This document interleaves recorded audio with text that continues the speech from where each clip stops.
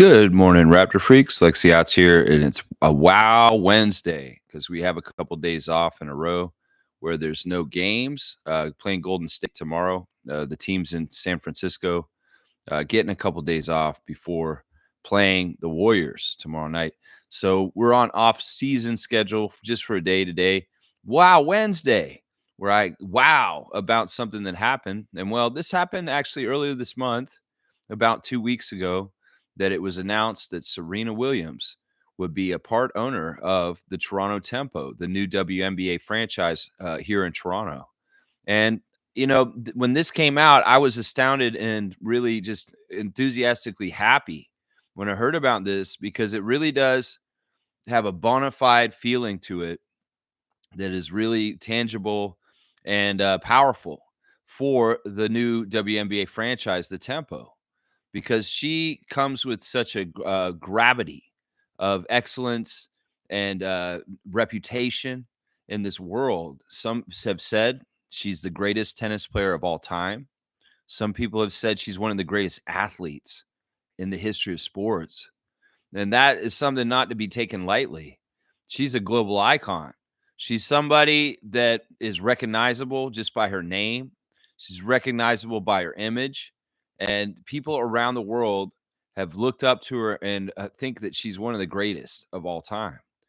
She's been a great influence and role model for young African American women to play tennis and to, just for anybody to be shown an example of someone who went above and beyond and had excellence in her field and maybe didn't have the easiest route in some ways, partly because of barriers that may be put up in front or other things like that.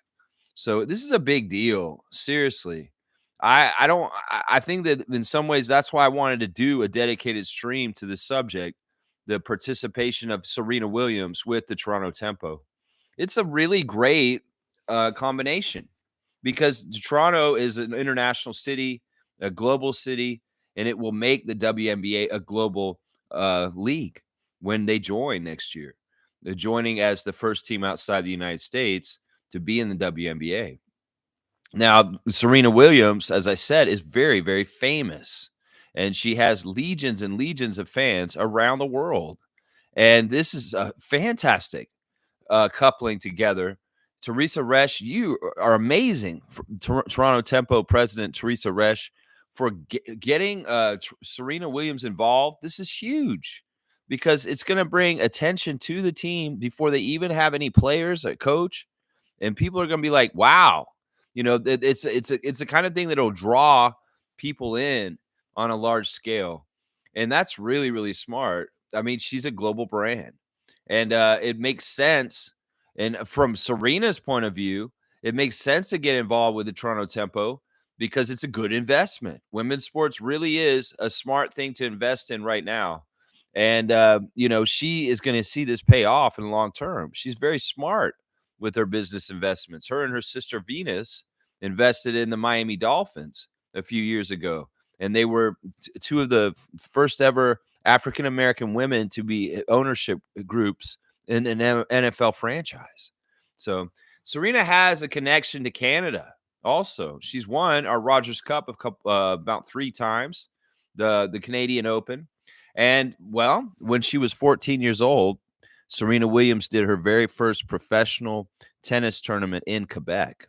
She made her professional debut in Canada, guys, in 1995 in Quebec, and when she was 14. So she's had an affinity for the country of Canada to a degree also. So it's fantastic. Of course, Serena is a style icon in a lot of ways too, with her flamboyant outfits that she would wear and designs that she had for herself while she was playing in her tennis career. And, well, she's going to bring that expertise to the Toronto Tempo in the next couple years and in the years to come because she is going to be involved in their designs. She will have say in what the jerseys look like. She will have say in what the warm-ups look like and the different styles that the Toronto Tempo franchise and team will be wearing. That is fantastic. I mean, doesn't that sound attractive to people? It's like, I want to get a Toronto Tempo Serena Williams designed hoodie or I want to get a Toronto Tempo Serena Williams design tracksuit because she had an input on this. And, she's got a certain sense of style to herself that is very, very good. I mean, it's a great, great combination. Larry Tannenbaum and the Kilmer Group are very, very happy to add her to the ownership group for this. Now, we don't need to bring up Drake, y'all. I know we talk about the whole factor with Drake, her past with Drake, and the relationship they had, and then her being at a Super Bowl with Kendrick Lamar and doing the Crip Walk. Yeah, in some ways, I don't know. We will ignore Drake. Drake may be a silent partner at this point, as far as I'm concerned. This is what Serena's comment was when it was announced that she was going to be a part owner of the Toronto Tempo. I'm thrilled to announce my ownership role in the first Canadian WNBA team, the Toronto Tempo. This moment is not just about basketball. It's about showcasing the true value and potential of female athletes. I have always said that women's sports are an incredible investment opportunity. I'm excited to partner with Larry and all of Canada in creating this new WNBA franchise and legacy. It's fantastic. I hope that she's around the team in a very public way in the first few years, because in some ways she can really be a magnet for attention. She really, really can get more eyes on the Toronto Tempo product and invested early on into it. The Raptors, when they started, they utilized celebrity very well to get more attention initially on the Toronto Raptors franchise in the mid 90s. They invited a lot of celebrities to Raptors games at the Skydome, and that was part of the whole successful formula that got the Raptors so successful in 30 years now, is to get going, well, get some attention, get some names, get some people down there at the court that makes fans kind of be like, wow, there's Samuel L. Jackson sitting over there watching the Raptors game. Sylvester Stallone, stuff like that. It really does work. And, well, her being bona fide attached to the name really will get attention. And that's the other thing. It's not just getting attention here in Canada with Canadian fans who will support this team nationwide. It's also getting fans from Europe, getting fans from Australia. People that enjoy tennis may be more likely to watch the Toronto Tempo out of all the WNBA teams, partly because they're big Serena Williams fans. So we can't poo-poo the impact of this connection of her being a part owner for this team. This is a huge, huge big deal. And it really will be one of the early building blocks that will help the Toronto Tempo be a very successful WNBA franchise. In some ways, I look at her as the WNBA's Isaiah Thomas. Now, she may not be the GM that's running the team exactly, and we do have a GM. Her name is Monica. But Isaiah and his name recognition being tied to the Toronto Raptors was very, very crucial and important in the very early years of the Toronto Raptors, because he was identifiable in a name and a Hall of Famer and a person with the NBA that made it bona fide. And in some ways, Serena Williams has that kind of impact for the Toronto Tempo, even though she didn't play basketball. So it's a really, really good relationship. And I think it's going to be very good for her herself. I mean, she's a smart woman. She's invested in stuff in the few since her playing career has been over. She's been investing in all kinds of stuff left and right. She invests in sports in different places. She's invested in golf teams and baseball teams, I believe, different stuff like that. And well, she's not investing in stuff to lose money. So that's the thing. A lot of people are saying that the WNBA with Caitlin Clark and the expanded attention on women's basketball is a very much a lucrative place for money to be made in the near future. And, well, Serena Williams is seeing that trend, and she's gotten on board.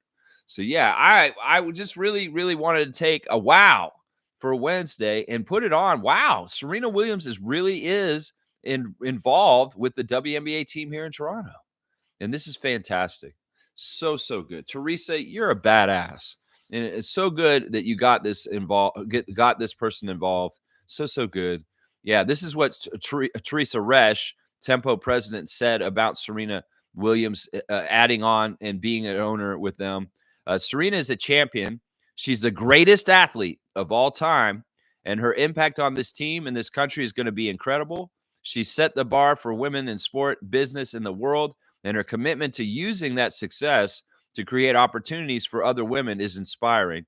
We're thrilled to be marking the lead up to International Women's Day with this announcement. Yeah, just absolutely fantastic. So I'm excited. I want to see her at games. I want to see just how much she's dipping her toe in the pool of having a real say in how things go with this team. It could be very well similar to some of the stuff Drake did in the last 20 years since he came more involved in planning with the team. It was kind of really around uh, s- uh, um, Tim Lewicki and Masai showing up that Drake became more really involved. And Drake actually did really have some say in the design of our stuff. The city edition stuff, the gold OVO jerseys. This is very much Drake and Drake's influence on our style. The OVO thing and the influence on Drake on Toronto stuff has been very, in some ways, very attractive to people wanting to buy the gear. First of all, but also to give it a certain quality level of the stuff when there's Raptors gear that has the OVO owl on it. In some ways, people are like, "Oh, that's cool. That's OVO," and it kind of makes it a little bit more extra or a little bit more valuable. You know, so I feel like Serena could have a possible like uptick in the value of things around the Toronto Tempo that are signature Serena Williams kind of like items, if you know what I mean, kind of like an OVO item. So I feel like she will have very much a similar kind of presence around the Tempo, much like Aubrey does for the Raptors or has in the past. I don't know how much he's doing it at this point. But yeah, there you go. There's my spiel on Serena Williams. If you guys have anything you want to add about the relationship of her being an owner of the Toronto Tempo coming up, feel free to opine and give me your comments. Of course, it's an open forum. And well, we can talk about all kinds of different stuff. Let's see what Trevor's saying first. Trevor J saying depression ain't something you can just explain. If you felt it, you already know it. If you ain't, no word's going to make you understand. I think that no one is invincible from depression. I think that everybody's felt depression at a certain point. So I don't totally understand this comment because it's there's different levels of it, and there's different deep levels that you can really get into. You get suicidal and stuff like that. But there's always going to be some sort of grief or sadness or different things that people feel. Now, it's how long it persists is sometimes whether you can be clinically diagnosed with depression. In some ways, people have their own coping mechanisms. These are things that make me happy that I will do to get myself out of trouble. Jim Carrey is a very outspoken person on this subject. Of course, DeMar DeRozan also. And Jim Carrey says, most depressed people are just people that need their needs met. And that's what I do. If I start to feel depression coming on to me, I go take a shower. I make sure I ate enough that day. I drink more water. I maybe take a nap. It's very much that sometimes when you're feeling depressed, it's because you're completely worn out on a feeling and it's just completely bumming you out and you need to take a break. Seriously. Often it's because you're lacking some of the basic human needs you need in comfort or rest or food or even going to the bathroom. You'd be shocked how many people can be kind of a little messed up because their digestive system isn't coming out right. You know what I mean? So yeah, depression is a weird thing. I think that it's universally suffered by everybody to a degree at some point in some place in their life.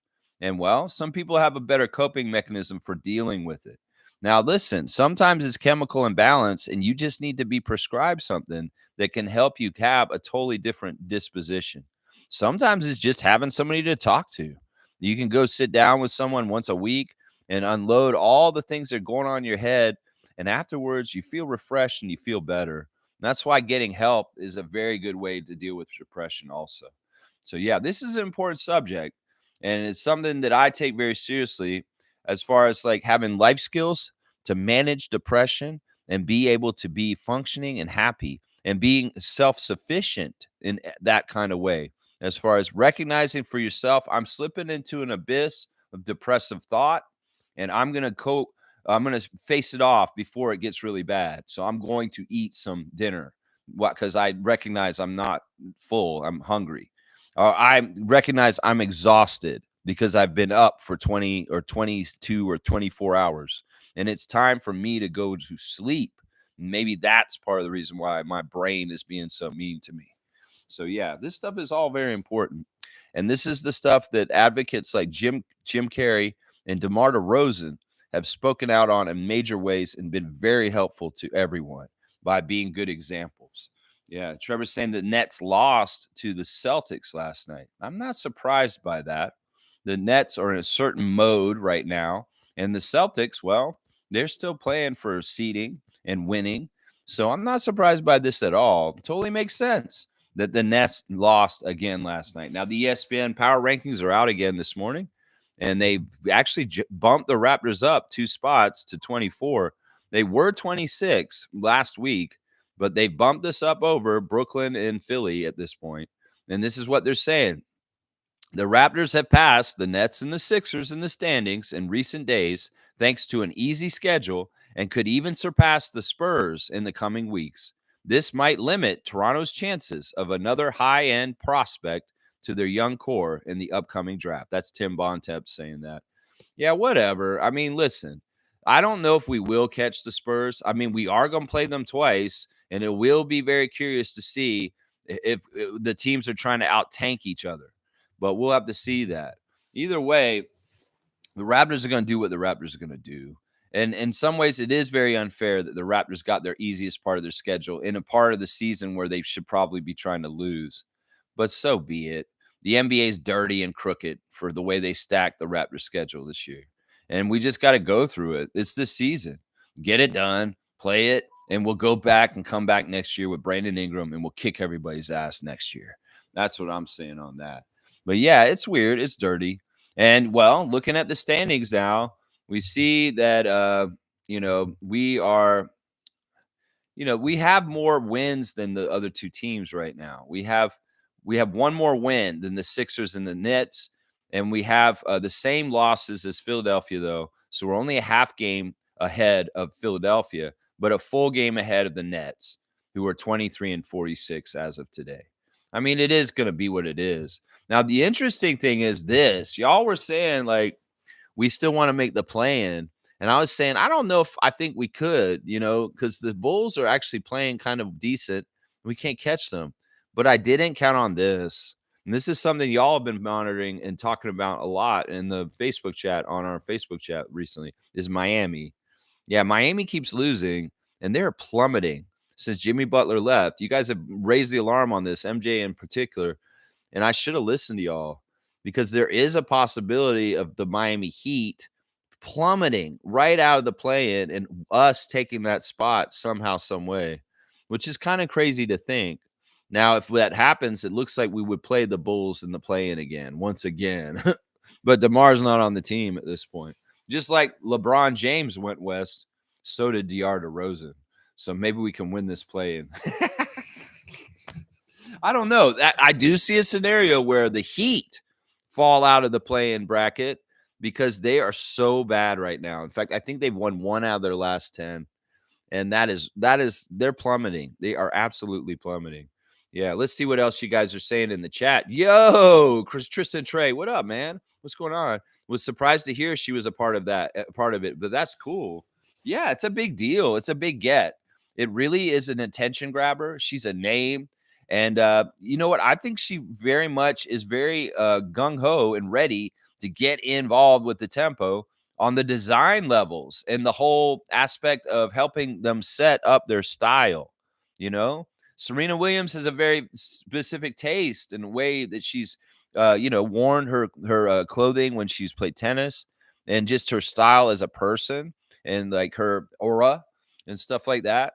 And in some ways, it would be interesting to see how her aura around the Toronto Tempo manifests, as far as how the jerseys look, or how her influence or her taste influences what our styles are and what that team looks like.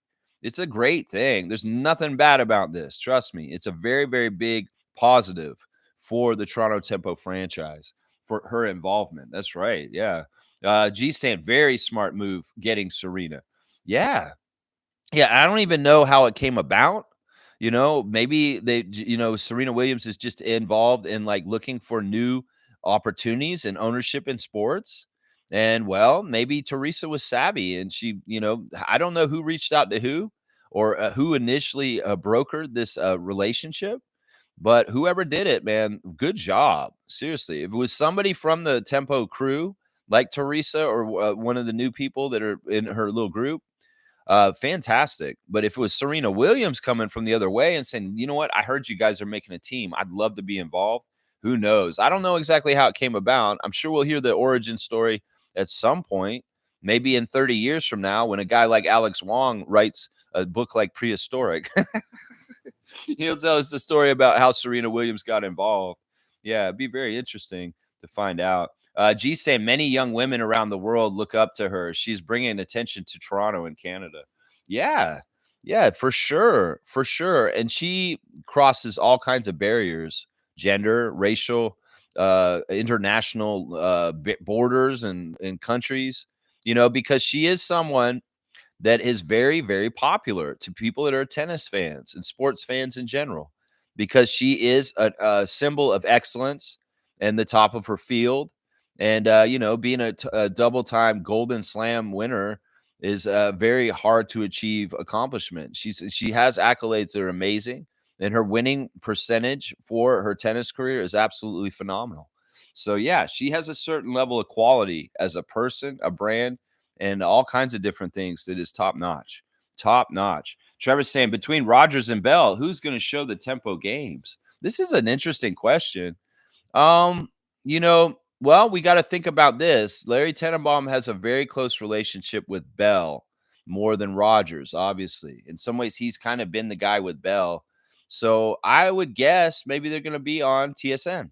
So we'll have to see. Well, there's no telling where the games will be. I doubt they'll be on Rogers, though, because Rogers made it very clear that he didn't want to have anything to do with the WNBA when he rejected our initial bid to be getting a Toronto franchise.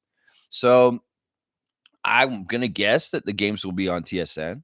So I would say that just a little ahead of time. I may be completely wrong, though. Stargate saying, good morning. Good marketing move to have personality like Serena Williams as part of the Tempo organization. My hope is to have this ownership group eventually become lucrative enough to buy the Raptors. That would be amazing. I'm with you on that. Of course, we have no love lost for Ed Rogers and his company. But, I would love this. This would be fantastic. Like if Larry Tenenbaum somehow, some way had the capital to outright buy the Raptors from Rogers. Oh my gosh, that would be a dream. But it would be a headache in a couple other ways as far as figuring out where the Raptors would play, because in some ways they would have to pay Rogers a bunch of money for the Scotiabank Arena and a lease otherwise, probably. So it's a situation that I don't know how it would work out. But I would love for Kilmer Group to own the Raptors at some point. That would be fantastic. But I don't know if it's possible. I don't know if it's possible. Blackhawks here. Good to see Neil. What's up, Neil? Good to see you, man. We need to add 2 more teams to the NBA. Move to 16 team bracket playoffs in both conferences. Best of 5 in first and second rounds. Best of 7 in third, fourth, and finals. All players get playoff experience. This is an interesting idea. There are 30 teams in the league, and if we go to 32, then it's nice and even for a tournament's a format. You get 4 divisions, and you have 8 teams in each division, right? So you have a 8-team tournament in each division, and then the 4 teams go to a Final Four from each of the 4 divisions. In some ways, I understand why Blackhawks bringing this up, because he's talking about tanking solutions.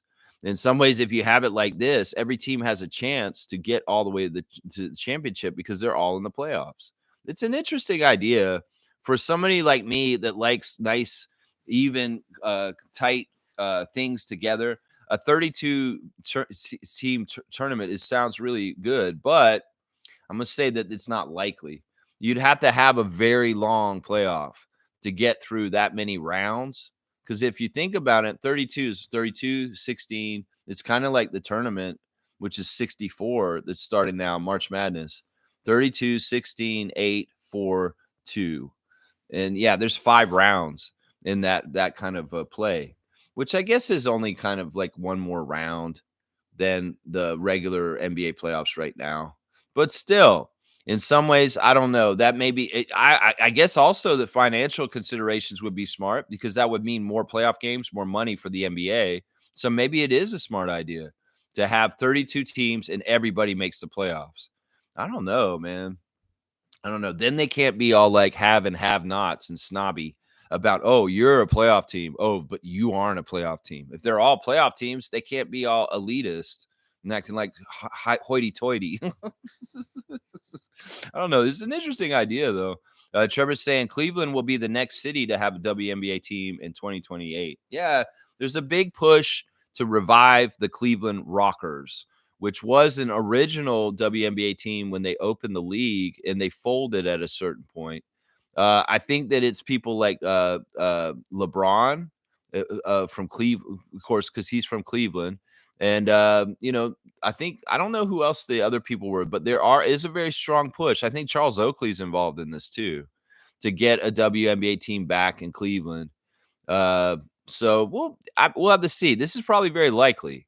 I think that it's smart for them to kind of revisit some of the markets that they lost WNBA teams in again. Like Houston's another one. They should bring back the Houston Comets because that's a storied franchise that won a lot of championships with Cynthia Cooper. And, to revive that franchise would be smart. The other franchise that they're trying to get back, I think, is the Detroit Shock, the team with the one with the Pistons, Detroit Shock. So we could very well see some of the old franchises that kind of ran out of business come back. I mean, already they're bringing back Portland, and Portland lost their team when they got one for briefly, and now they're going to get their team back.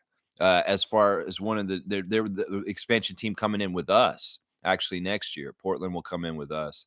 Let's see. Neil's saying with 16 team conferences, you can even do a Final Four series. Yeah, that's what it would be because you'd have the Atlantic Division champion, the Central Division. And you probably do the classic divisions instead of the 6 divisions. The NBA could revert back to being 4 divisions of 8 because right now it's 6 divisions. You got like the Atlantic, the Central, and the Southeastern division, and then you've got on the other side Pacific, Midwest, and Southwestern division. And well, you'd have to consolidate them, and it may be that the NBA is back to the 4 divisions that they originally had, which was Atlantic, Central, Pacific, and Midwest divisions. Yeah.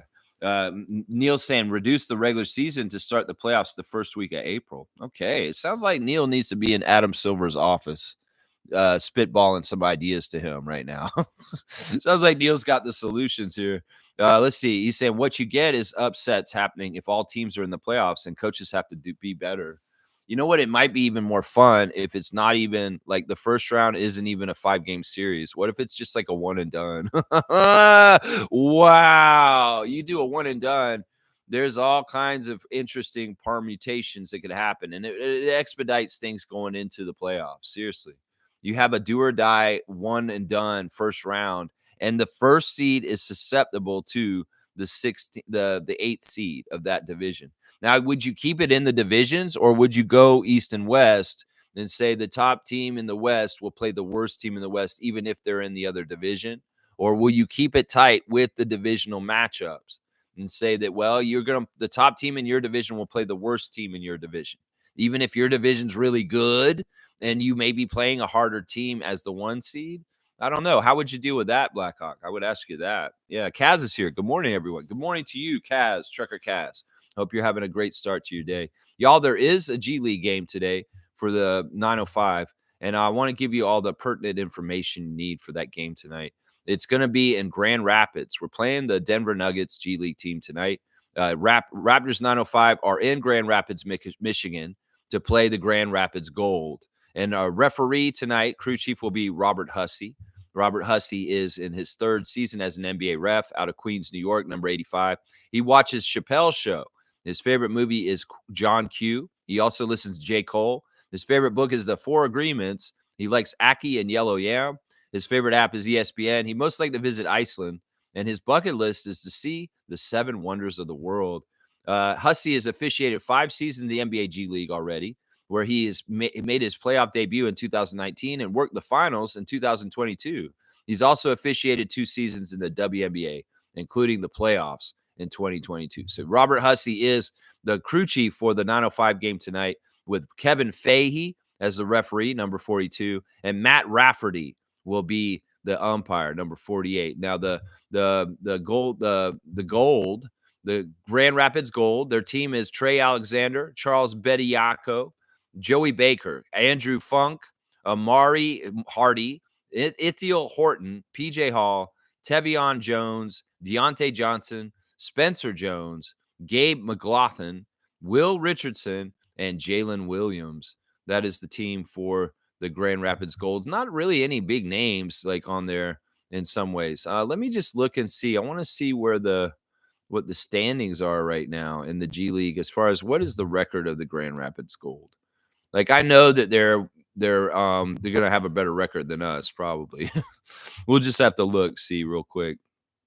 They're 14-15, and we are 13-16. So they are just a game ahead of us in the standings in the Eastern Conference. That's the interesting thing. Grand Rapids Gold is in the Eastern Conference of the G League. The Denver team plays in the Eastern Conference, which is very, very interesting. Yeah, let's see. Blackhawks saying one or done is not good for owners and incentivizing lower teams to fight one and done. I don't know. I mean, could we meet in the middle and make it a best of 3 instead? Because I'm trying to think of, because like one of the goals is to make the schedule shorter. The less games is better for the players, and if you're adding more games because you're adding a 5th round to the playoffs, I'm trying to figure out where you can kind of still shave off games. In some ways, the teams and the players, they don't like cutting down from 82 games, because 82 has just been the NBA since the beginning. And anytime there's a season where it's shortened because of the strike or something like that, or the pandemic, the players feel like it's like cheating them out of their regular opportunities for stats.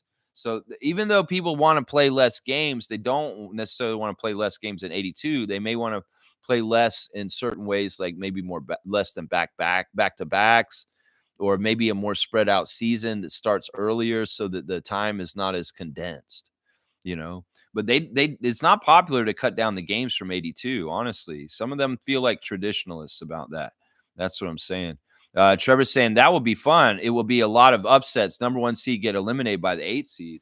Yeah, that would be part of the fun. And that's why I'm saying a one and done would be more like the tournament, because in the March Madness, that's the danger. You got the number 1 seed against the 64 seed, and boom, all of a sudden the 64 seed puts the number 1 out. That's a huge, huge, earth-shattering, shaking, monumental change in the tournament, because all of a sudden number 1 Duke is out or something like that. You know what I'm saying? So it would be interesting if, like, say, for example, this year, the Raptors were at the bottom of the playoff standings, but they got in because of this situation that Neil is describing. And they go up against like the Celtics and beat them in the only game that they play, and they put them out for the whole entire playoffs right then. In some ways, I would like that. I get why you're saying it's not good for the owners and incentivizing lower teams to fight. I don't agree with that. I say you lay it all on the line in one game and let that one winner, that one game, let the chips fall as they may. Now, there is the opportunity for the NBA to script right in those one games to be very safe and careful with big money teams or players like LeBron that they want to have around for ratings. It may be more likely that there's ref manipulation in those games if they're one and done, to absolutely make sure that the upset doesn't happen to a very, very important team for ratings. That's what I would say there. Yeah. Yeah. Blackhawks saying, right, upsets everywhere and every rookie gets playoff experience. Yeah, I think that you guys are right. I think it's a very, very interesting idea. And I wouldn't be against it in some ways. Although Adam Silver, it may be what you're saying, like money concerns may be part of it there. Let's see. Blackhawks saying you're not shorting the games per se. just the first rounders get out early. Let's face it, if you lose in the first round, then you need to go back to the gym. I like that. I like that. That's true. Yeah, yeah. And Stargate saying he doubles down saying it's an interesting idea also. I mean, that's really the I think that everybody right now is really brainstorming on how do we fix this tanking thing that's going on right now?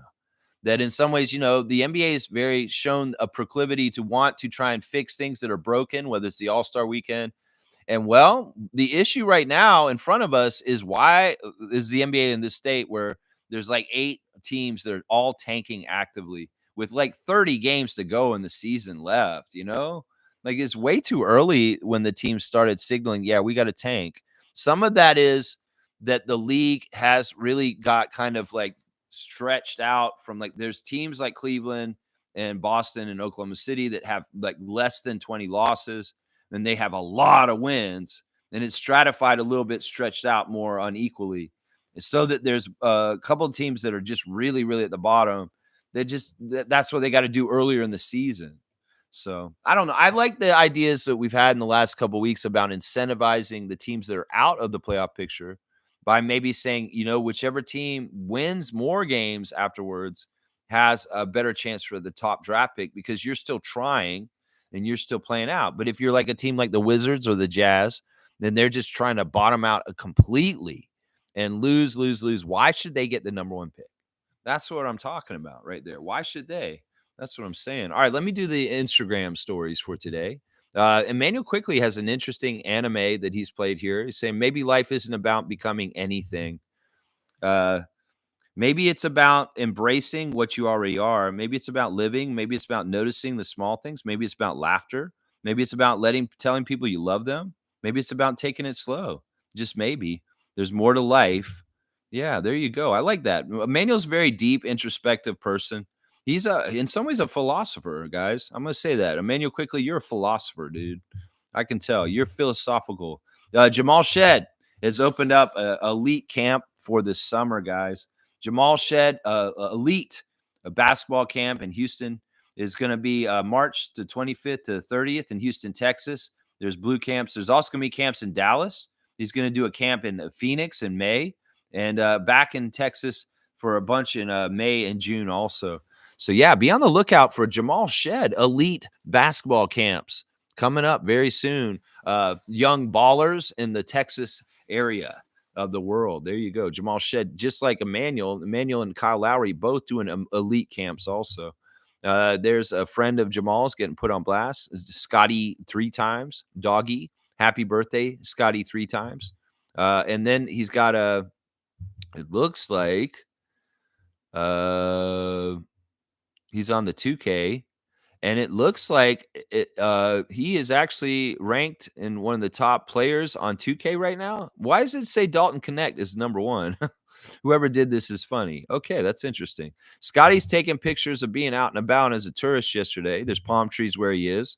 So he's in San Francisco in California, walking around there on his off day yesterday. Let's see what's in the second story. Yeah, he went to skateboard shop. And, of course, Scotty's a fan of the brand Supreme. And we know he had the Supreme chair when he was live streaming. So, yeah, he was at the Supreme store yesterday, Scotty Barnes. Jacoby Walter has got a picture of him with one of his old teammates in Phoenix hanging out, and he's saying, my dog. That's right, Lil Baby song, My Dog. And there's Jacoby with his dog, his buddy. Norman Powell is on game day with his bright blue Los Angeles Clippers jersey. Norman, you're awesome. We love you, playoff pal, a champion for the Raptors. And there's Jonathan back in his old college haunts. Of course, he went to San Francisco. And, well, he's back at his college hometown, San Francisco, California. It looks like he was on campus, too, over near where he was at his alma mater. There you go. Chris Boucher has a funny picture of an old guy wearing a shirt that says, I don't need Google. My wife knows everything. And he's saying 100%. Chris is in a good mood, even though he's DMPing left and right. I don't know what the hell is going on with Chris Boucher. It's such a mystery, man. It's like there's mysteries in this world, like the Bermuda Triangle. Well, Chris Boucher not playing in games is like that kind of mystery to me, at least. Jared Roden putting on blast the 2 point guards from the 905 on the 1 point victory, especially Tyler Perry. and that guy Evan Gilliard the second. So yeah, they're great stat lines, and yeah, good job winning the game for the 905. Let's see if you guys can win again today against Grand Rapids Gold. Yeah, I hope so. Let's see. Also, Jared's got this thing said the MIDI, not too far, but not too close, just spaced out enough to focus on your subject, but also enough to see where they are. Crop it in or out. It's the most versatile shot in the game, the MIDI, the mid range. And that's part of the reason, like, we found out that Jared Rhoden's a disciple of DeRozan and that he values the MIDI just like DeRozan values it as Kobe Bryant valued it before. So he comes from that line of thinking. The mid range isn't dead, and Jared Rhoden is one of those that are carrying it forward into the future. That's what I'm saying. There's Dylan Disu working on his back. Yeah, we were talking to Blake about Disu and why he's been out, and apparently his injury is a degenerative disease that's not good, and that's scary. So it's like a young player like Dylan Disu, who had a lot of promise from summer league last year for the Raptors, just never got off the bench for the team on the 905 this year. He played sparingly, very, very briefly at different games, and he's just not been available because of his injury. It's sad. It's sad. And we were asking Blake in the game on Monday night, why is Dylan Disu just not playing? Well, he explained the reason is this. And it sucks, man. It's so bad because honestly, he would have helped a lot. In some ways, he had the same build as Shamshay, and he was able to block shots and do some of the rim protection and the big man stuff that we could have had. So on the down low, not having Disu has been a huge blow to the 905 guys on the down low. Yeah, let's see. The Raptors got all kinds of fun stuff on here. He's got an advertisement for Raptors fans on something. You can win prizes, meet and greet, all kinds of stuff, jerseys and swag, VIP dinners, and so much more. There you go. Enter the Sun Life game plan your life thing. And there's the first ever 3-on-3 tournament coming up. Grady Dick is in the ad for it. Y'all did y'all see the Howard Stern clip that came out in the last couple days? Howard Stern has found out about Grady Dick, and it's hilarious. He's like on his show with Robin, his co-host. You know Robin, she's awesome. And he's like, apparently there's a player in the NBA whose name is Dick, and the announcers are having a hard time with it. And then Howard Stern proceeds to play a highlight reel of all the other teams' announcers. You don't hear Matt Devlin on this clip, and you hear them with all the most inappropriate calls with Grady involved. Dick goes in the hole. Dick penetrates. You know, all those classic lines, like the Dick jokes that Raptors fans have been kind of snickering and doing on Reddit and different weird places on social media. Some of y'all doing them in here with making me read Dick joke comments. Well, Howard Stern was reveling in it, and him and Robin were laughing their ass off about Grady's name. And they even had a clip with Charles Barkley talking about it. It's like, oh, I'm not going to say his last name, and, you know, stuff like that. It's hilarious. You guys got to watch this clip of Howard Stern reacting to NBA announcers trying not to say Grady's name. It's so good. It's so good. At one point, they play the clip. I think it was Antonio Daniels, announcer for the Pelicans, who said, I'm just not going to say his last name anymore during the game at one point. It's so funny, man. Y'all need to watch it because obviously the Dick jokes have been there since Grady's been on our team. He's been on our team for 2 years now. But when you hear it go mainstream with Howard Stern on his radio show, it kind of makes you have a weird kind of like a different kind of new kind of Toronto Raptors pride. That our guy's name is Dick, and Howard Stern can make a whole funny segment about it on his show. And he, of course, he's such a little boy with his sense of humor.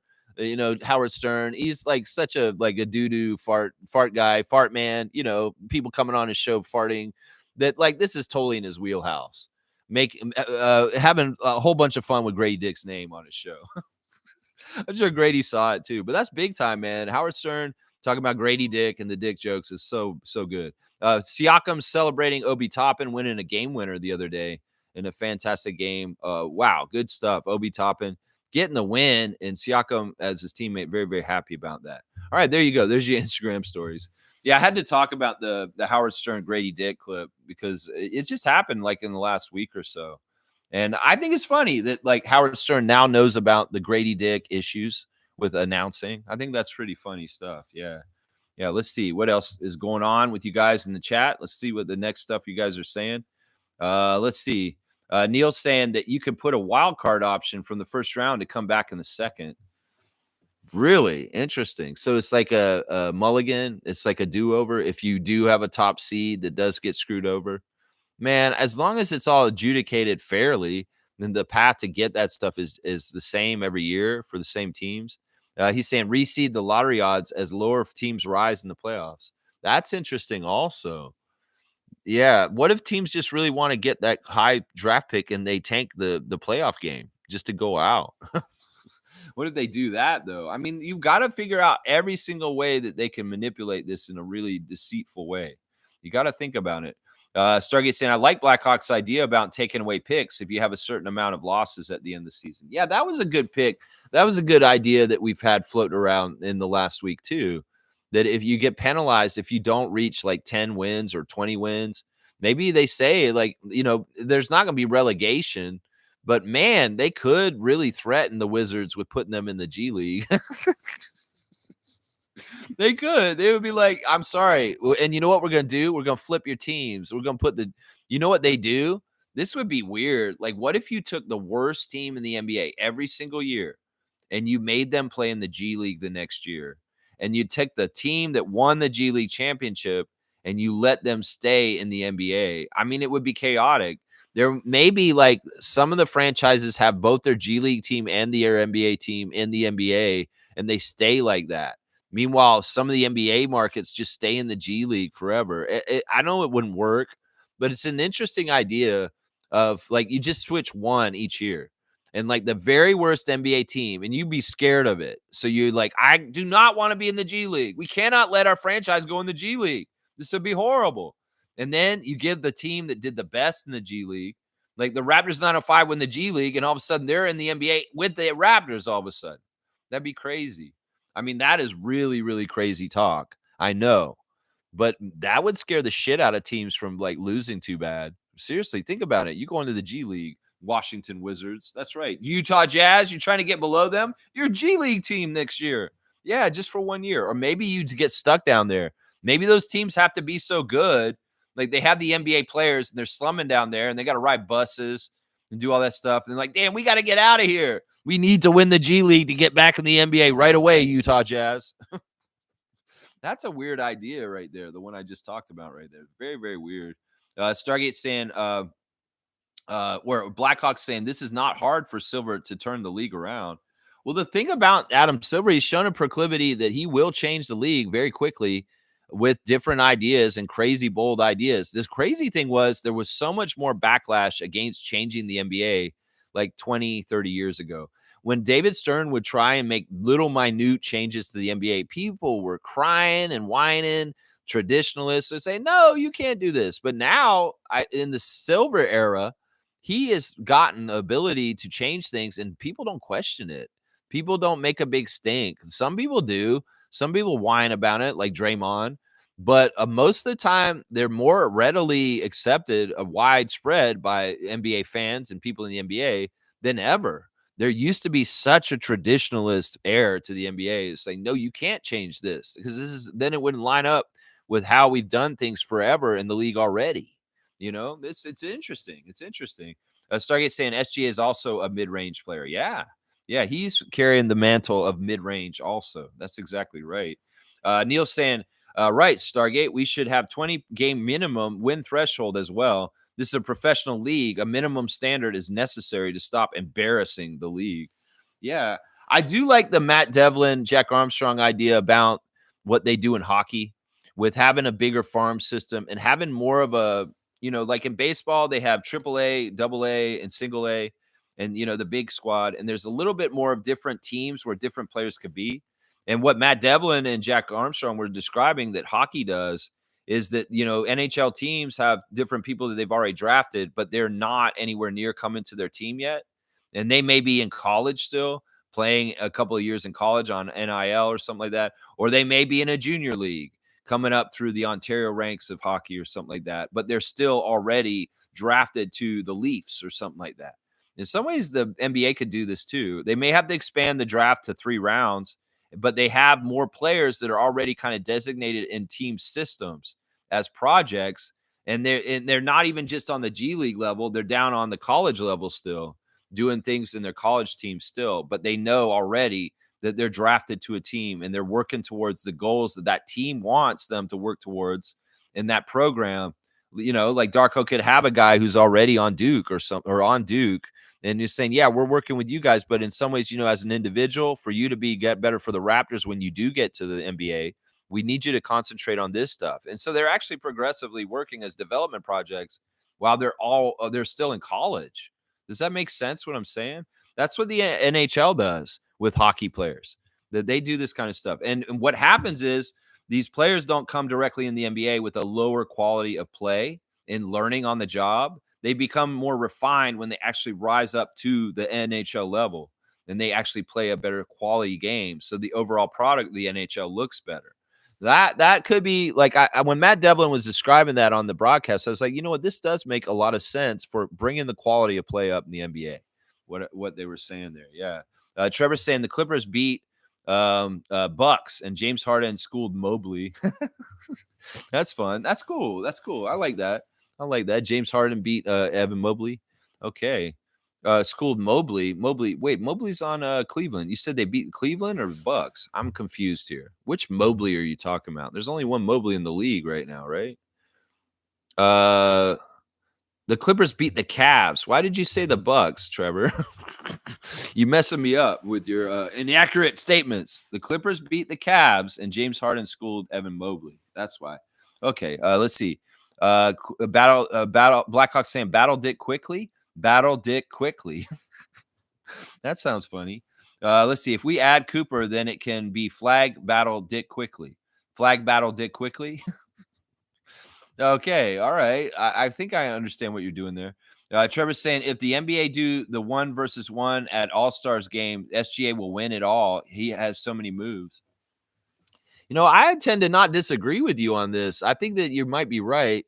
SGA is just like that in certain ways. He's just got a ability to slink around people, and he's quick. I don't know. It'd be very curious to see. In some ways, they'd have to have very specific rules because in certain ways, one-on-one can very much favor certain types of players like SGA. Now, how would it work though with a big man? Like if you're playing with a big guy like a Jokic or an Embiid, trying to back down a little guy like Donovan Mitchell. I don't know. It'd be very curious to see mismatches too of different positions against each other and what would happen with all that. It'd be very, very interesting. Let's see. Blackhawks saying, fuck tanking teams if we get 16 bracket playoffs. You know, but I'm saying, like, if you're looking at where they finish is still like where they exit from the playoffs, some teams may lose on purpose in that first round. That's the crazy, sketchy thing of the whole thing. I don't know. It's not an easy solution that has a very simple answer. I don't think there is one. But they could try and minimize the possibilities of why people would do it and continue to penalize also. That's right. Yeah. Stargate saying, yes, relegation to the G League. That would be hilarious if the Utah Jazz had to play in the G League all of a sudden next year because they stooped so low in what they did. I mean, honestly, it should be the Wizards. The Wizards, they're the long-term team that should be relegated. Just like Jack said, relegation, send them down. Send them down. Let's see. G saying, I like the idea of making the odds the same for all the bottom teams. Yeah, I like that one too. You know, we've got quite a few different ideas for trying to solve this problem. I feel like we've done really good think tank work on the Raptor Freak channel and trying to think of all ideas and alternatives for how we can stop tanking. I like it. I like that we're all on the same page and trying to figure this out. Neil's saying it just takes 2 more damn teams. Bring on Vegas and restore Portland or add Quebec. Yeah, you mean restore Seattle. Yeah, restore Seattle. Yeah, I think that's what's more likely. It's going to be Seattle and Vegas to get teams. Although they may not add a new team to Vegas, they may just move the Mavericks to Vegas and cut out Dallas from the league. Oh, that's crazy. Yeah. Yeah, or add Portland and Mexico City. No, Seattle. Portland's got a team. The Trailblazers are still there, my guy. Sorry, I say Trevor needs to stop using that voice to text thing. No, it's just, you know, he's got an accent, and that's just how he does it. I think he just missed the thing was there that he just represented the Central team, and that's happens. You know, people say Donovan Mitchell, and they mean Davion Mitchell. He meant Cavs, but he said Bucks. That's actually a mistake that people have made for decades around the NBA. They would be talking about the Central Division. Oh yeah, we beat the Bucks the other day. No, you beat Cleveland. Oh yeah, it was one of those two Central Division teams. That's a normal mix-up that Trevor did right there. But yeah, some of his comments that he makes with the talk into text are hilarious. Some of it's like comic gold because it just comes from it's an honest thing, and I understand it. In some ways, when I read Trevor's comments, I have to keep in mind of this. And in some ways, I'm more used to it than ever. In the beginning, I was like getting a little frustrated, but in some ways, I just take it. This is my friend Trevor, and I have to accept my friend Trevor as who he is because that's what friends do, right? That's what they do. All right, let me see what else we got going on in the stream today. We're gonna go look at blue skies and see what the blue skies are right now as far as things. I don't see anything news wise. It's a slow day. There's an off day. There's no game, so there's a little bit slow. Let's see what Reddit's saying right now. Raptors Reddit. What are you talking about this morning? Let's see. They've got old Slam magazine cover, the one that had our guys post Kawhi after ours, the reigning champs, the Raptors with OG, Mark Gasol, Pascal, Serge, Fred, Kyle, and Norman. And Raptors Red saying it's only been 5 years since this cover dropped, but damn, it feels like a lifetime ago. I mean, it is weird to see all of those guys and know that they're gone. They're all gone and not on our team anymore. And that the post Kawhi team was so good. It was the best Raptors team in the record wise in the regular season ever. Better than the Kawhi year of the championship in 2019. They had the better winning percentage. And that team proved that Kawhi was wrong. Is saying that they're not good enough to try and do things again the second time. Well, you're an idiot, Kawhi, and you left a repeat championship on the table in Toronto, my guy. You dumbass. That's your fault. Let's see. On Raptors Reddit, they're also delving into the unsolved mystery that is called Chris Boucher CD DNP. Yeah, they're wondering about that too. What is going on with Chris Boucher? Why is he not playing? Of course, Raptors Reddit's going to dig deep into that. Raptors Reddit's also listing the past 7th overall picks in the draft from the past few years. In fact, one of them we saw just recently was Donovan Clingan. He was the 7th pick last year's draft. And you see that big man, the center. Well, if the Portland Trailblazers get a center like that at number 7 in the draft last year, why can't we get a center like that in the draft this year around number 7 also? The year before that, the 7th pick was Bilal Coulibaly. And you can see what he's done. Shaden Sharp the year before that at number 7. Raptors fans, I think we're going to be all right if we pick at 7. Honestly, Jonathan Kuminga was the 7th pick the year before that. And Killian Hayes, the pick before that. Kobe White, the pick before that. These are big ones. These are like, they're going back 10 years here. I'll name them again. Donovan Clingan, Bilal Coulibaly, Shaden Sharp, Jonathan Kuminga, Killian Hayes, Kobe White, Wendell Carter Jr., boo, Laurie Markkanen, Jamal Murray. Yeah, I'm just saying. Those are like the last 9 7th picks in the draft. Jamal Murray, y'all. Laurie Markkanen. Kobe White. Hello.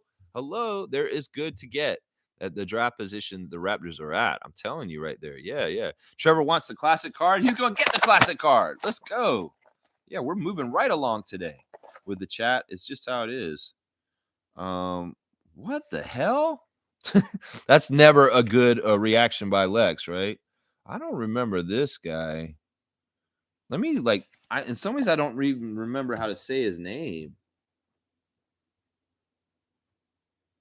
Okay, this is going to be like a big time card, guys. If y'all know how to spell this guy's name and get it correctly, I might give somebody 500 points. This is a hard one. I don't even know who this player is, and I've never seen their name before. This is maybe one of the hardest classic cards ever. So let's see who knows it. Yeah, it's crazy. Slug DZ, if you're here and you get it miraculously just out of the blue, I'm going to guess that you have this set of cards. It might be that's why he's getting them all, because he actually has this set in his collection. And he's just like looking at his collection when it comes up. That's what I don't know. He may just really know his stuff. I mean, Slug DZ has done very well. All right, Reggie, this is like, I don't know, man. Look at this guy. This is crazy. I thought this was somebody else when I saw the card at first, but then I saw the name and I'm like, that's not who I thought that was. So this is really weird. I don't even know how to make clues for this guy in some ways because I've never heard of him. And it's very weird. If we could get one guess, maybe I'll give you guys points for comedy guesses today. Just guess a funny answer, and I might give you the points just because you're funny. Because I don't know if anybody's gonna get this card. Seriously. Like, look at this dude. Who the hell is that? Mavericks. I have no idea who this guy is. In some ways, you guys could make some jokes and say this is like Steve Alford from Wish. No, it's not Steve Alford. We know that. Who is this? Is that kind of look like what's his name? Who played for the Bulls for a while there? Kirk Heinrich? No, it's not Kirk Heinrich, right? It's not Kirk Heinrich. Is that like a Bobby Hansen? He kind of looks like Bobby Hansen. No, it's not Bobby Hansen. So who is that, man? Who is this jabroni that played in the NBA for maybe like a split second? And we do not remember at all. This is crazy. I mean, his college stats are on the back. There's no guarantee he actually ever played in the NBA. He's just got a card. So I don't know. Nobody's even trying. Nobody's even trying to give a bite on this. That's crazy. His last name is a last name that maybe would be on The Sopranos or something like that. Seymour has no idea. Seymour has no idea. City Slicker's like not getting this Mountain Central Time player for Dallas Mavericks. No, he's Mountain Central Time, but he's not getting the Mountain Central Time on this guy. Let's see. What is his name again? Okay. You know what? I might give the card to whoever can name the first name, and that's it. The last name is crazy. And in some ways, I don't think anybody's going to get the last name because it's crazy. And it's not even a name I've ever heard before, I don't think. All right. This guy's first name is the same as Logical Raptors Fanatic.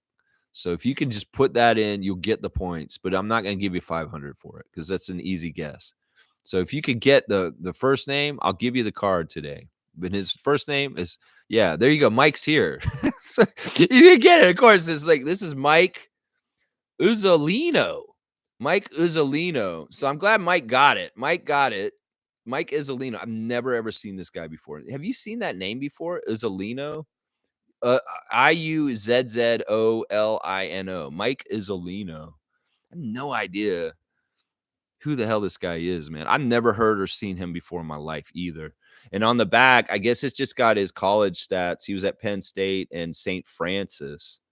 And it's just talking about he was selected by the Mavs in the second round in the 91 draft. Yeah, I don't think he actually ever played in the league, honestly. So, Mike, you're going to get I guess I'll give you 200 points for knowing your own name. I was like, this guy says the same first name as Logical Raptors Fanatic, and Logical Raptors Fanatic's lurking. He got it. That's so good. All right, Mike, I'm putting you in for, I don't even know how to spell his last name. I'm just going to put Mike I, and we're going to say Logical Raptors Fanatic got this one. Getting his classic card points today. 200 points for Mike for knowing his own first name. That's kind of hilarious, man. Did he play with Mark Aguirre or Roy Tarpley on that team? I don't think he ever played on the team. It's kind of like he got drafted in the second round and then he never really made it, is what I'm going to guess. Is like, that's probably what's likely. Let me go. We could look him up on Basketball Reference and see if he actually has any NBA career. But I don't think he does. All right. He does have a profile. He did. Okay. He did play.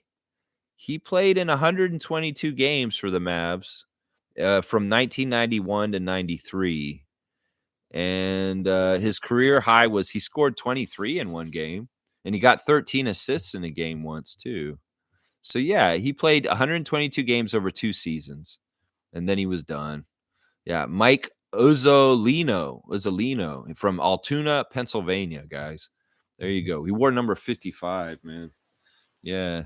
Yeah, Seymour saying, man, log no minutes. College stats on card is mad. Yeah. Well, this is his rookie card, and he hadn't played in the NBA yet. This was just like he's here, and this is his college stats. It's kind of like a rookie card. They did a lot of these kind of cards in there. So you see it in the corner. It says NBA draft instead of like. So it's pre his career. Let's see. Yeah, how did he even have a card? I don't know. They just wanted to have a lot of cards. 123 games. I should zip it. I mean, yeah, he did play 122 games in the NBA. So that there is that. So, in some ways, that's an accomplishment none of us have. So Stargate saying, I remember Rolando Blackman and Derek Harper on that team as well. Yeah. Yeah, those are good names. Derek Harper is somebody everybody forgets about, and he was absolutely a very, very important NBA star during his career. He was more the man in Dallas, but of course, he got more notoriety when he moved on to play for the Knicks later on in his career. In a lot of playoff series, Derek Harper wasn't as strong as he was for the Mavericks, but he was playing in more important roles later on in playoffs with the Knicks. And that's kind of like Ron Harper Sr. Ron Harper Sr. was a superstar for the Cavs and averaged over 20 points, but then he got hurt and he had all of his success later in his career on teams like the Bulls and the Lakers, collecting championships as a role player without being a major scorer. But yeah, Derek Harper used to get like 20 points for the Mavs for a while in his earlier career, playing next to Rolando Blackman. Yeah, those are interesting teams. Roy Tarpley, James Donaldson, and who else was on that team? They had Moreland Wiley for a little while, Brad Davis. Just naming some old Dallas Mavericks team from the late 80s, early 90s. Yeah, yeah. All right, let me see. What else do I have on my tabs real quick? We do have birthdays today, guys. So let's say happy birthday to Toronto Raptors scout and former Raptor player and triple-double player for the Raptors. Got a triple-double, Ben Uzo. Happy birthday to Ben Uzo. It's his birthday. Of course, Tom Duke and I met Ben when Tom was in town the last time, and he was very nice and talked to us at Real Sports, hanging out with Ben Uzo, current Raptors scout, still working for the Raptors right now, former Raptors player, and one of the few Raptors that have gotten a triple double in the history of the Raptors. So happy birthday, Ben. And happy birthday to Ball. That's right. It's Hidu Turkoglu's birthday today, guys.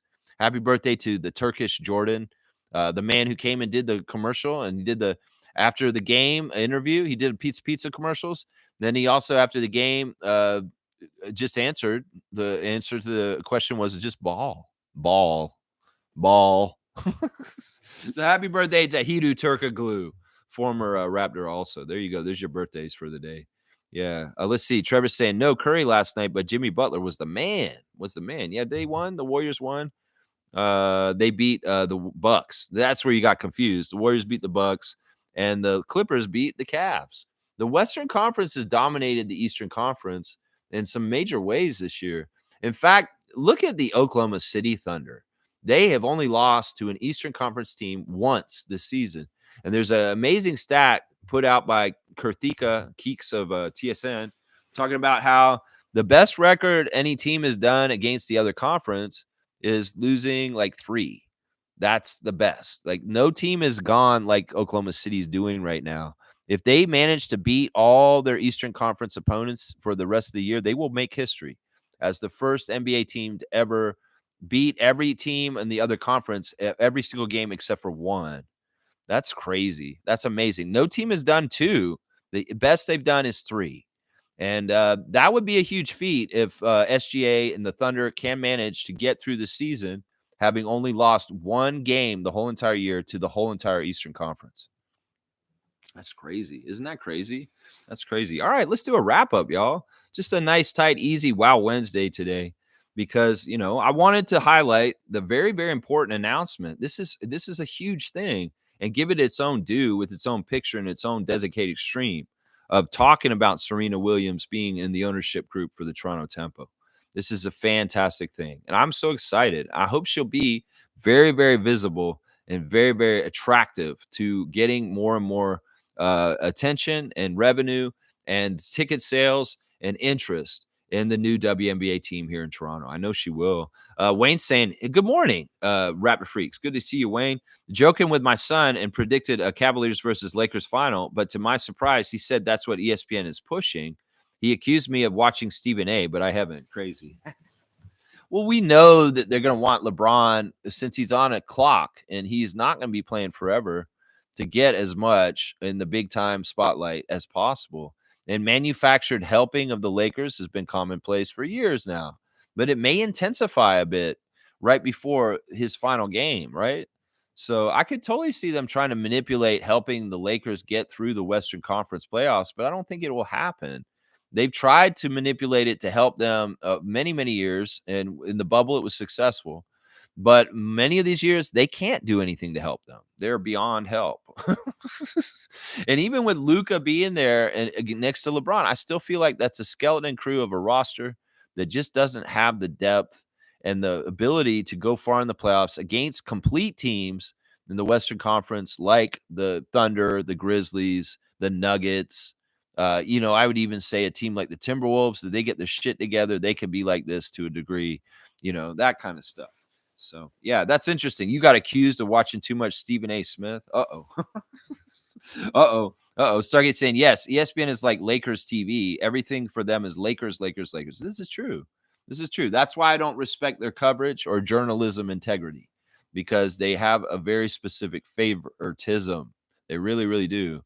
And that's why I've always never liked Disney slash ABC slash ESPN's coverage of the NBA. They have been one of the worst media conglomerates to the NBA product, to be honest. In fact, I would correlate their involvement in the NBA product to part of the reason why people look down on the NBA product now and saying that it sucks and it's not as good as it used to be.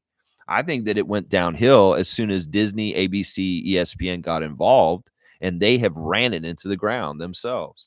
The team, the media like TNT and NBC, they carried equality to it, and they did the broadcast justice with real reporting and insight. Talking about plays, talking about the games, and less about the TMZ bullshit of like the comings and goings and attitudes and extraneous shit. There's more about X's and O's, telestrators with Mike Fratello, and things like that.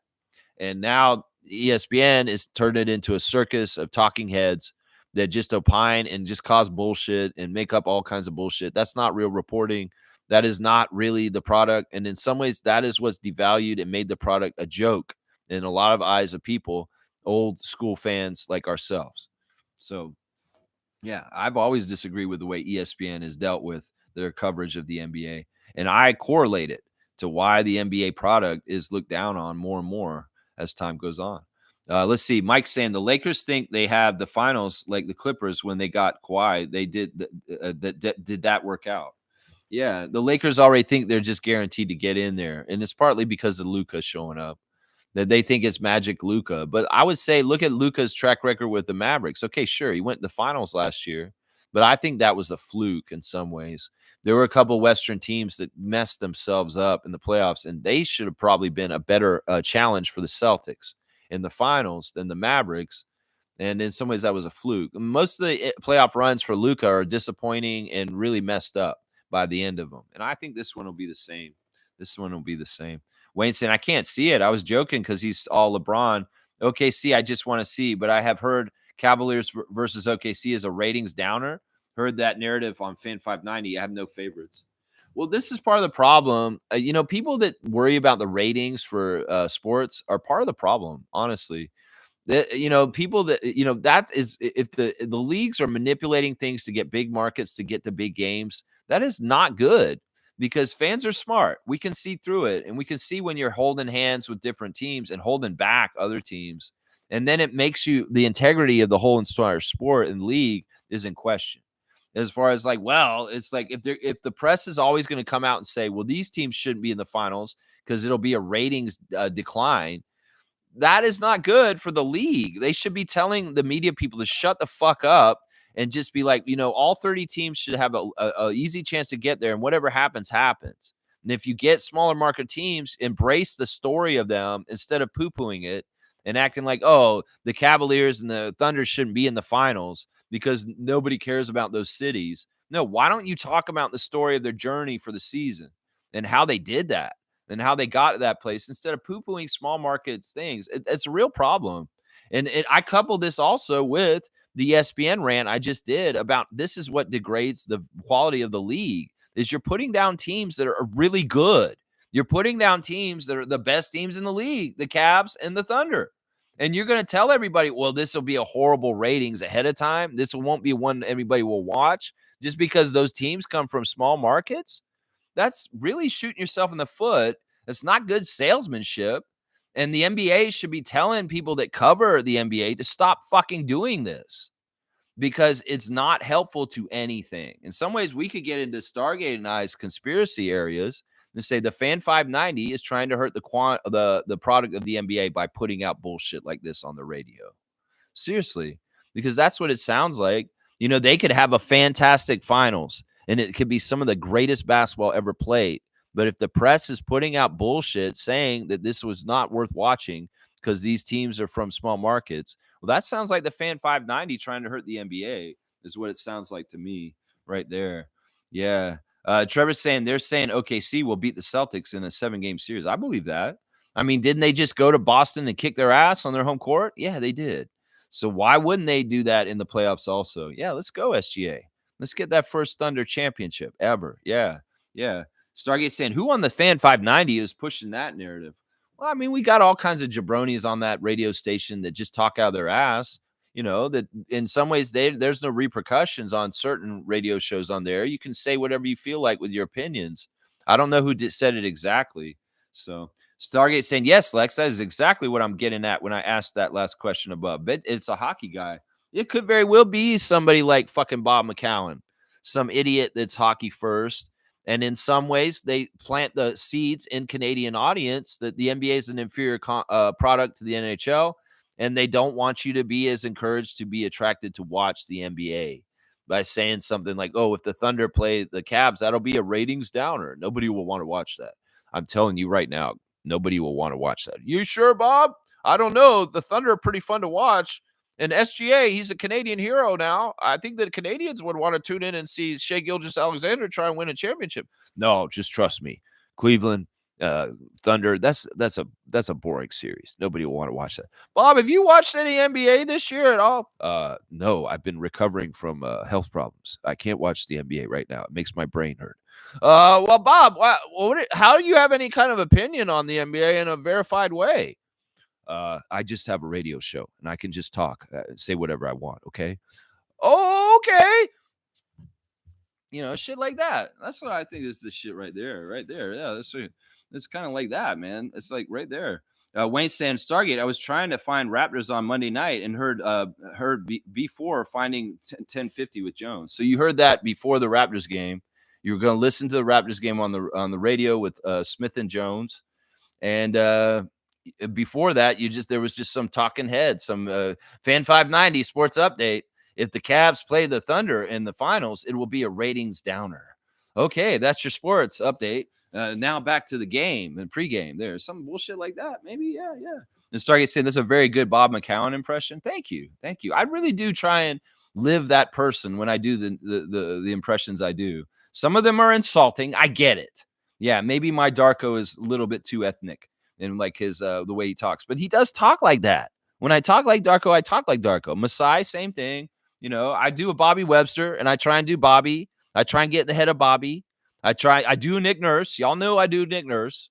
So it's not like, you know, I'm an equal opportunity impersonator and I'll do everybody. And I'm trying to be true to them. I really do try and get in their mindset and really try and like find their vocal dialect and kind of mirror it. Yeah, so that's a pretty Bob McCowan, pretty good. Yeah, it's pretty good. Once you've heard him and his delivery on the radio, you can kind of figure him out. That's right. Trevor's saying Bobby Masai are the magic mans of the NBA. We'll get the right player. That's right. Common Malak. Let's go, Common Malak. Let's go. That's what I want to see on the Raptors draft board when we go to the draft this summer. I want to see a 7'2" center from Africa that plays for the Duke Blue Devils in the March Madness right now. That's what I want to see. That's right. Ring it up to order. That's right. Maybe I shouldn't talk about him so much. I feel like last year I talked up Zach Edey so much that Zach Edey rose and the Grizzlies came and got him real high in the draft. Maybe there's some days I need to shut up. You're not doing any help from Masai. You keep talking about Malak, Lex. Shut the fuck up, man. Stop talking about him. The other teams might be listening. Man, everybody who's listening to me, your singular specified audience, I appreciate you that you find enjoyment in watching my show every day. And for that note, let's get out of here, guys. I appreciate everybody watching the Raptor Freak stream today. Tomorrow we'll have a preview for the Raptors versus the Golden State Warriors. We will be talking about that. I'll have the latest lineup news and all the referee stuff. I'm really proud that Serena Williams is going to be a part of the Toronto Tempo. That's our main story today. And I just wanted to really take a dedicated stream to highlight it and put on blast the Toronto Tempo in the middle of the hectic NBA season. And we're going to have more and more tempo content on this channel in the future because it's coming.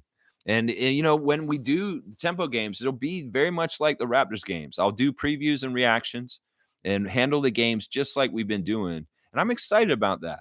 Learning about the WNBA even more closely and intimately because we have a team is so fun. And I'm very, very excited to learn the players better and better. I know playing the WNBA Fantasy League, we played a couple of years now, has been very educational in learning the terrain of the WNBA. But having a team and getting as in depth and insightful as we do for the Raptors in the 905 already here, it's going to be really fun. It's really, really going to be fun. I'm excited about it.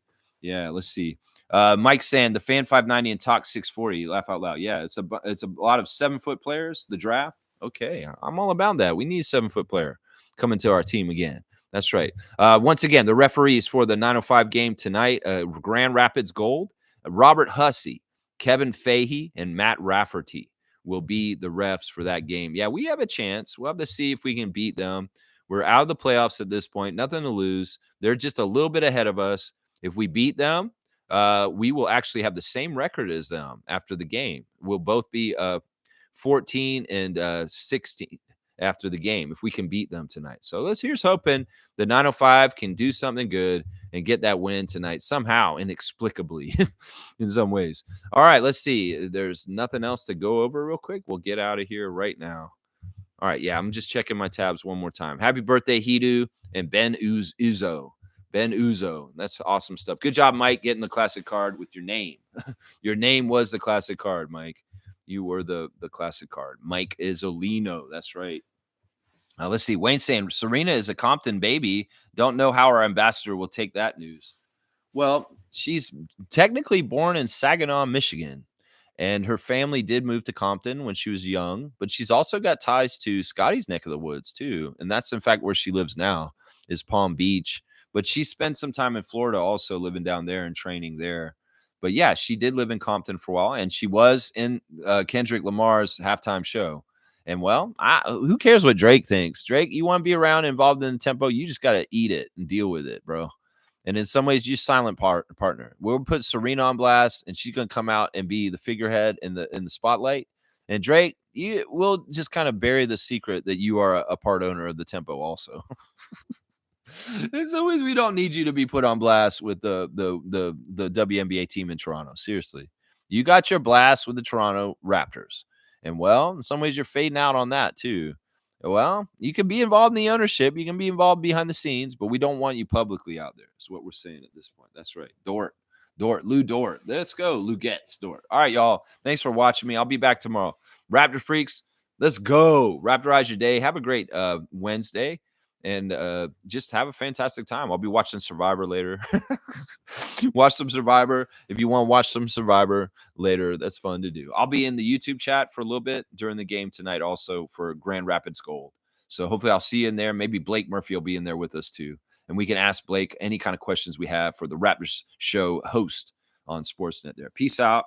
Thank you, Neil, for your ideas today. Fantastic stuff. Neil, in fact, I'm going to give you a dunk for thinking out of the box and bringing us some very, very interesting ideas today. So you're getting your 4th dunk of the year. You're at 12 points now, my guy.